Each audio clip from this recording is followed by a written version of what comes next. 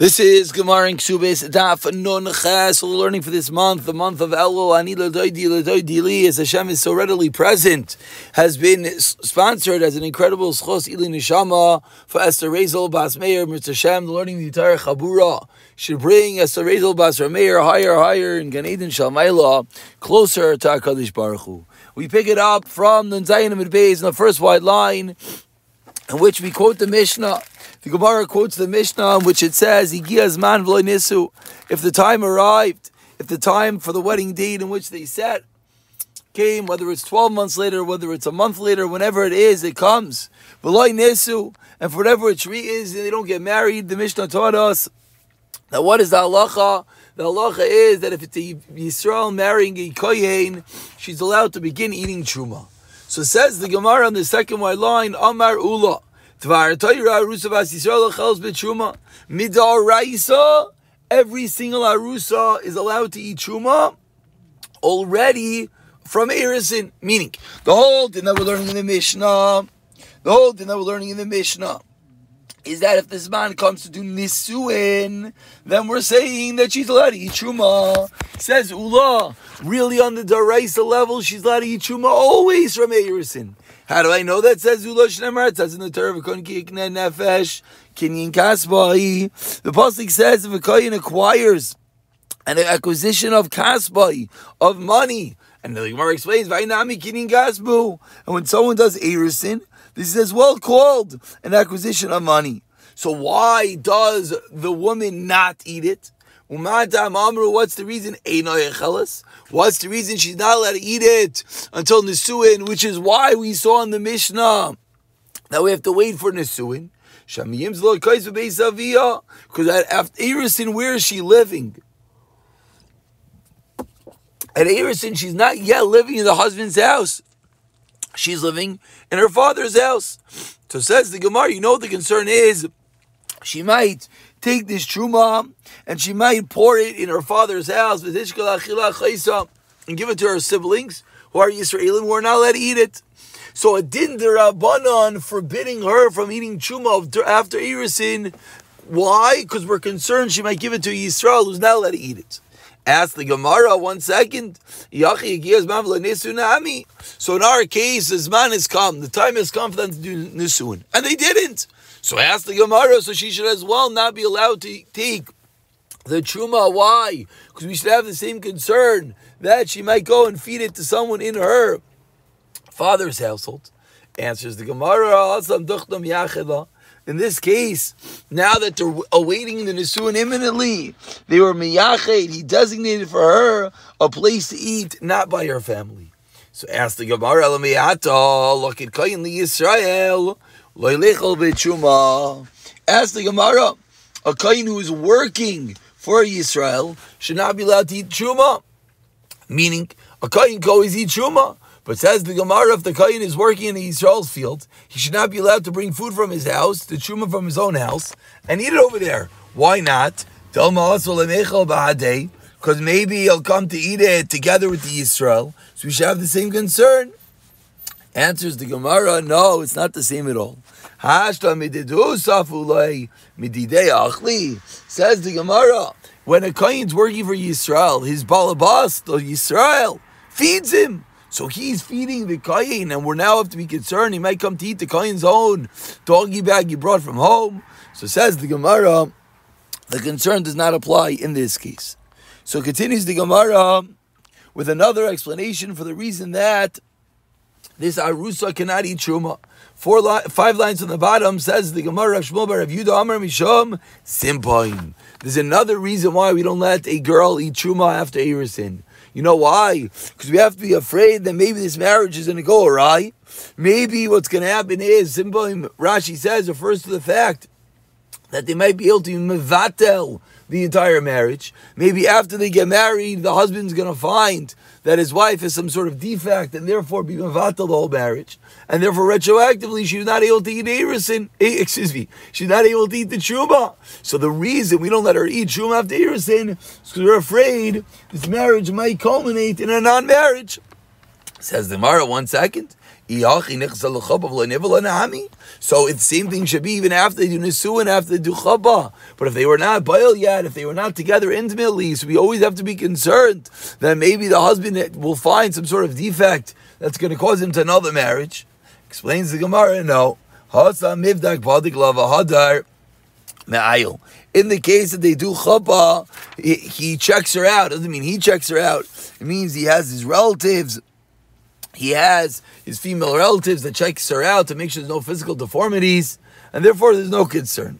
Ask the Gemara 3 lines at the bottom. If an Eved who is a kohen that has an Eved who was bought from a Yisrael, so now this Eved used to be owned by Yisrael, now it was owned by a kohen. Ask the Gemara, Lo leichel b'tshuma, should not be allowed to eat Truma in the new Kohen's household. Why? Misham Simpoin. Because maybe as this Eved is working, one day his master is going to realize there's some sort of defect, and he's going to annul the sale.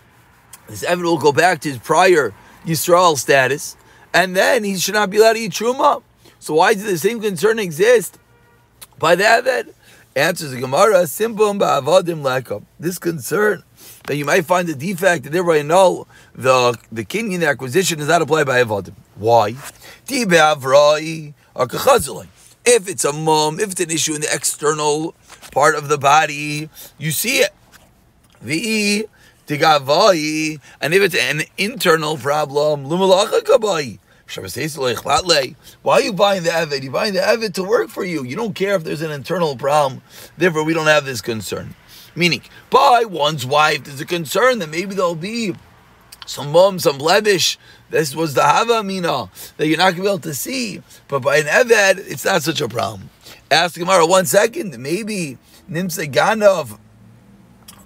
We turn over to Nun Chesam and Aleph, says the Gemara. Nimse Ganav, Kov Yostis. Maybe you're going to find that this Eved that you think is a trustworthy Eved is really a Ganav, or he's a Kov Yostis. He's really a kidnapper, and that's the reason you don't want to be mevatel the sale. Says the Gemara, Higia. It's not true. You cannot be mevatel the sale if you find out these details. My ika. What is it that you could actually be mevatel the sale of an Eved? Listed mizuyin. Says the Gemara, only if he's an armed robber, or muchtav l'malchus, or he's transcribed to the government, that the government has a death warrant about him, and those, meaning only big problems, not a regular ganof. And says the Gemara, Hanu Kala Islay, such big issues as the call, and therefore we do not have to be concerned about an Eved having the sale potentially annulled afterwards. Now we conclude this part of the Gemara in the commenting that the Gemara just taught us 2 different reasons why a Kohen Zarusa cannot eat Truma. So ask the Gemara, regardless of the 2 reasons that we just said, she should not be allowed to eat Truma. So my beinayu, what is the practical difference between these 2 reasons that were given? It says Marik beinayu, kibel masar v'halach. The difference is going to be either where, we'll just explain the first one, where the husband said, I'm accepting the Kedushin, even if she has a physical deformity. So therefore the second reason of Simpa and the second reason that he might come to annul the wedding cannot be, because he says explicitly that he's not saying that. Whereas the first reason would still apply, or Masar v'halach, or they gave over the woman for the Kedushin. And we continue with the 2 dots in which we quote the Mishnah. Reb Tarfin Iber Naisla called Truma. Says Reb Tarfin, that now we're trying to figure out, how does a husband pay his wife? A husband who's a kohen, how does he give his wife food? What type of food? And as we've spoken out when we learned the Mishnah, Truma, she's allowed to eat because she's married to a kohen, of course. However, when she is tamei, she's not allowed to eat Truma. So does the husband have to be worried about what his wife's going to eat when she is tamei? Or no? He gives her food and she'll worry about it. She'll swap her food, she'll change her food, she'll sell her food, etc. So Rav Tarfin in the Mishnah taught us that he gives her all the food from Truma and she has to worry about it on her own. Whereas Rav Akiva said no, he only gives her half Truma and the other half he has to give her from Chulin. So it says the Gemara, Amar Abaye Machlekes Bas Koyin the Koyin. The Machlekes over here is Bas Koyin. A girl who's accustomed to eating truma, she grew up as a kohen, who's now getting married to a kohen. But says the Baya, if it's a scenario of a Yisrael marrying a kohen, then everyone agrees you have to account for what she's going to eat when she is tamei. What's the reason? The reason is because she's not used to dinei tuna v'tayra, for the mere fact that she grew up without these halachas, she grew up in Yisrael. Therefore, we have to be more careful and to let her, she's not going to be able to deal with it, so we have to give her half truma, half chulin. V'amar Abaye, and Abaye says, further, marchluk's ba'arusa, the halacha that we just said before is only by Erisin, but again, once they do nisuin, then we have to provide her. Why? Because by Narusa, she's living in her father's house. So then maybe she'll be able to sell this stuff, etc. But once she moves in fully to her husband, then it's the husband's responsibility to provide for her in the appropriate manner, which of course is going to be, says the Gemara, Mechse Chulin, Mechse Chuma. That's what Abaye says. Tanami Hachi, the Gemara proves this point. And now the price says explicitly meant furthermore,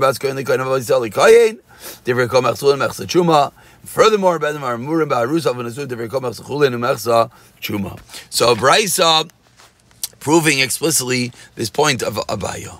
And we continue with the din of Rav Yehuda ben Beseira, who's a third opinion. Says Rav Yehuda ben Beseira, till now, we saw either it's 100% or 50%. Comes like Rav Yehuda ben Beseira, and he says, no, you give her 2/3 and 1/3. 2/3 are chuma, and 1/3 is chulin. What's the reason? The reason is, he just argues that you don't have to give her that much chulin. She can be bothered, we'll see in a moment, she can be bothered a little bit to have to exert effort to sell the chulin. Rav Yehuda Imer Nusla Akol Chuma, V'Mocheres Lokechas B'Tamim Chulin. Shemi Gamliel Imer Komang Shuzku Chuma Nicely Keflai Im Bechulin. If you give her double the amount, my Benayu Tirchas explains the Gemara. The difference of these opinions is how much do we force a woman to bother to sell it if you give her a lot of extra chuma. For example, the Gemara just said you're going to give her double the chuma. So you give her double chuma, even if she has to sell it, she can sell it for a 50% discount, and then buy something without kedusha will be easy for her. So that is the machlekes. Continues the Gemara, 10 lines at the bottom, quoting the Mishnah, Yavam Einoi Machel B'Truma. Says the Gemara, a Yavam is not allowed to get his Yavama Truma, even though we know, as we learned extensively in Yavamas, that for many regards, the Yavam and Yavam have a very strong connection, they have a very strong zika. Says the Gemara, still, you cannot give them Truma. You cannot give her Truma, excuse me. My time, asks the Gemara. Explains the Gemara, Kinin Kaspa, Rachman, Avai Kinin Da'achavu. It's a Kinin Kaspa when you feed Truma. Over here, it's not a Kinyan, it's your brother's Kinyan, and just by default fell to you. Also, Shisha Chadash B'nei Abal, Shisha Chadash B'nei Yavam, we said in the Mishnah, explains the Gemara, Hash B'nei Abal, Amr Loi B'nei Yavam, Mibai, what's the Chiddush? And classically, the Gemara speaks out, Zu Vein Tzarech Lemer, Zu Katani. It's not that there's an extra novelty in each case, just speaking out all the cases, this, and even this, and even this, and not, and excuse me, this, and of course this, and of course this. I mean, each case is not a larger Chiddush. We're just speaking out that which is obvious. Zu Mishnah Rishayna. And the Mishnah concluded with teaching us that the Mishnah Rishayna was that you get 12 months for a Bisula to prepare and 30 days for a Boigeres to prepare. But then the Mishnah Achrayna came along, and at that time when the 12 months comes, the 1 month comes, the Yisrael can eat Truma from her husband's household. But then the Mishnah Achrayna, the Chacham made a takana that she can never eat Truma until Chapa. So says the Gemara, 4 lines to the Ba'ida, my time, what's the reason for this takana that woman can never eat Truma until she does Chapa? Simple. Like we saw before, that we're concerned that maybe the husband will find some physical defect and he'll annul the marriage, and therefore says the Gemara, that concern disallows her from eating Truma till they actually do Chapa. So says the Gemara, so now, let's remember, the first part of today's shiur was explaining why she's not allowed to eat Truma after Erisin. Now we just learned why she's not allowed to eat Truma even after the Zman, the time comes to get married, and someone just holds back. So says the Gemara, there's 2 different reasons. So according to Ula, everything is great. The first reason why we didn't allow her to eat truma after Erusin was why? Because maybe she's going to go and feed her truma to people in her father's household. And Ubas Raisa. And now the second takana that we just learned, disallowing her from eating truma when? Disallowing her from eating truma even after this man comes is Misham Simpoin. It's beautiful according to Ula. As we turn over the page, says the Gemara, according to Rav Shmuel Bar Yehuda, comes out very funny. According to Rav Shmuel Bar Yehuda, both reasons are from Simpoin. So explains the Gemara, "My benayu." What's the difference? So explains the Gemara, "Ik benayu b'digas chotz." No, there is a practical difference. The difference is going to be, what if he checks his wife from the outside superficially in order to ensure that he's not going to invalidate, he's not going to be simbain after kedushin. So Mar Savar, the original takana held, but the original takana that just said you can't eat truma after Irisin, and rather you have to wait until Nisuin, or you have to wait until the time comes, held, that an external check is enough. But then the latter Bezdin came along and they made a takana, and now even when the time comes, even if you did this external check, you're still not allowed to eat truma until you actually enter into the chuppah. And we continue, Non Chesem and Beis, the Mishnah that teaches us. We're in the same theme of the different obligations of husband to wife and wife to husband. So says the Mishnah, what if one goes and says, everything my wife makes, all her earnings, go lahektish, go to the Beis HaMikdash. She's still allowed to, she still works, and that which she works, she eats, she's still able to support herself with the food, and it does not go with the money, it does not go directly to the Beis HaMikdash. Ha-moiser. What about the excess of that which she needs to eat and support herself? Says and Rashi points out, it's the excess of that which is normal for her to eat. Says the Gemara, Rav Meir Oimer Hektish, Rav Yechlan Salno Oimer Chulin. Rav Meir holds, yes, the husband's words work, and it goes straight to the Beis HaMikdash. Yechlan Salno says no. Says the Gemara, Amrav Huna Amrav Yechol Yishalem Elabaylein and Zaynim Zaynim Oiseh. Says Rav Huna Amrav, a concept in which have we seen? I'm not sure if we've seen this together, but says the Gemara, a concept that a woman is allowed to tell her husband, you know what? Don't do me any favors supporting me. I have a good high-profile job. I'm going to work hard, and I'm going to keep the money to myself. The woman says to her husband, I'm not going to be supported by you, and I'm not going to give you my paycheck. Explains the Gemara, why is she allowed to say that? Kasavar, what was the whole impetus? What was the reason why we made a takana that a husband has to support his wife? Ikr, that's the reason. The main impetus was so that the husband supports his wife. And the fact that the wife has to give her earnings back to her husband, that was a secondary reason. That was Mishameva. We don't want resentment. We don't want a husband to be going and have to give his wife money and food every day. And his wife goes and has a job and keeps all the cash to herself.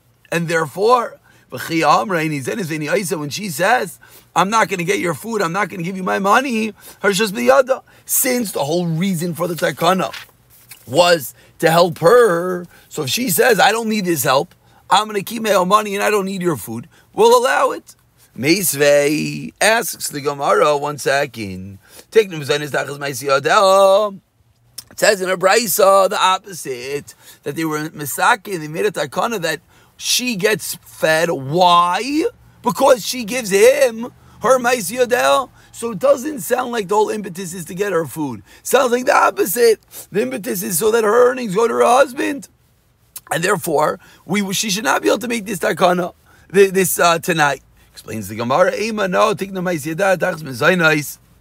switch around the words in the Brisa. So comes along the Gemara, and the Gemara says, I'll bring you a raya. I can bring you a raya to this din of Rav Huna from our Mishnah. I'll bring you a raya. He said in our Mishnah, if someone makes hektish the earnings of his wife, She's still allowed to keep her earnings and feed herself. So says the Gemara, my love, are we not talking about a case in which the wife is supported by her husband, and even though the wife is supported by the husband, meaning the husband has enough money to support his wife, and yet the Mishnah says she has the power to keep her own money. So we see that the ability the ball's in her court. She's allowed to say, she always has the right, even when he wants to support her, she has the right to say, no, I'm keeping the money for myself. So it's a right to Rav Huna. Says the Gemara, it's no right. The Mishnah is referring to a case in which the husband doesn't support her. Since the husband doesn't support her, that's the reason why the Mishnah said if he wants to be makdish and consecrate her stuff, he's not allowed to. Ask the Gemara, what's the chiddush if he's not supporting her? So of course he can't go and make her stuff hektish. Why?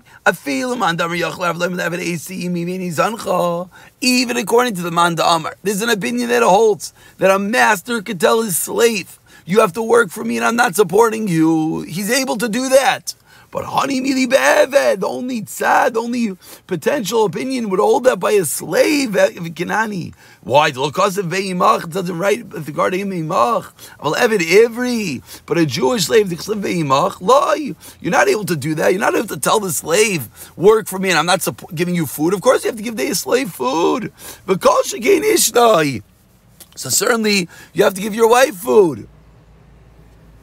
So if there's a scenario which someone's not supporting their wife, of course her money is going to stay to herself.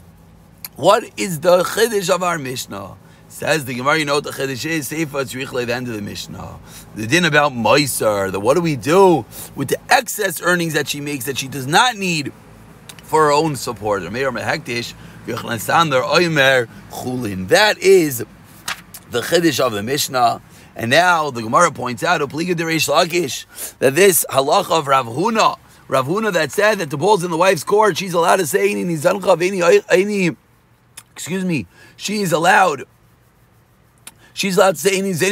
say I'm not going to be fed for you, I'm not giving you my paycheck, argues on Reish Lakish. Don't say the reason for a Meir is because a person is not able to consecrate something that's not in this world yet. At the time of the Rameir, what's the reason of Rameir? Because just like a husband is able to force his wife to give him her earnings, her paycheck,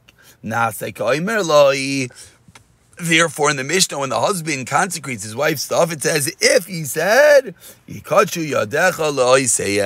your hands are consecrated to your Creator. So we see clearly that what does Reish Lakish hold? That you could, yes, support your wife to give her earnings to you. Asks the Gemara, 1 second. Reish Lakish, beautiful pshat in Rameir, but he didn't actually say that. Answers the Gemara, since Rameir is generally of the opinion that person doesn't say something levatala for no reason, therefore, say kill him. Therefore, Reish Lakish explained Rameir, says if he said that, that's the only way that it's going to work. But ask the Gemara further in Reish Lakish, you Reish Lakish, you explain the Rameir is of the opinion that you cannot be makdish, and that's not in this world yet. We learned in a brayso, someone says to a woman, I want to marry you after I become a ger, or after you become a ger, after I become freed from being a slave, after you become slave, after your husband dies, after your brother dies, or after you get chalitza. In all these cases, Rameir holds the kedushin does work. So seemingly Rameir is of the opinion that you could, yes, be makdish something that's not yet in this world. Says the Gemara, me'ahi in mi'aleka lemashna mina. Says the Gemara, you're right, in that brayso, you could prove that a Rameir holds that one could be makdish something that does not exist. What Reish Lakish was pointing out was in our Mishnah, the din of Meiser, in our Mishnah, when Rameir said that the meiser of that which she earns is going to be hektish, that itself does not necessarily prove that Meir holds on the makdish davar shel ba'olam. It's true that's his opinion, but we cannot prove it from our Mishnah, and that is why Reish Lakish came along and said Meir holds you don't do something levatala, and therefore he wants to make it as if she said that you're as if he said yekadshu yadechalo yisayim. We'll pick it up from the two dots in the next year. B'siyata d'shmaya.